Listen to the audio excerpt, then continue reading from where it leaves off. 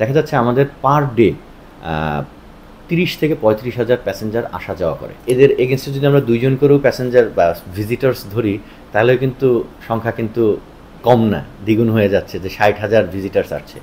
But আমাদের যারা সম্মানিত প্রবাসী, যারা গ্রাম থেকে আসছে, দীর্ঘ সময়ের জন্য যাবেন বা দীর্ঘ সময় পরে যারা আসছেন, তাদেরকে রিসিভ করার জন্য কিন্তু অনেক লোক চলে আসছেন, এবং তাদেরকে আমরা বারংবার অনুরোধ করা সত্ত্বেও তারা সামনে এসে ভিড় করে থাকেন। তো ইনিশিয়াল যে জটলাটা পায় কিন্তু আমাদের এই ক্যানোপিতে বা ড্রাইভওয়েতে উপরে, যে কারণে আপনি দেখবেন যে আমাদের মানে বহির্গামী যাত্রীগণ তারা আসার সময় এই শুধু ড্রাইভওয়েতে ওঠার পথেই তারা একটা 5-10 মিনিটের একটা ট্রাফিকের মুখোমুখি হচ্ছে, প্যাসেজটা কম।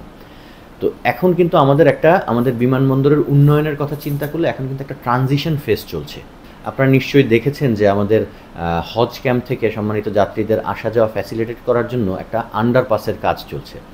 যে আন্ডারপাসের কাজ চলার কারণে আমাদের রাস্তাঘাট কিন্তু সামনের দিকে আমরা হয়তো টেম্পোরারি রিপেয়ার করলেও এটা বেশি দিন লাস্টিং করছে না, বিকজ হেভি ওই মালামাল ক্যারি করার যে ট্রাকগুলো এগুলো এখান দিয়ে মুভ করছে।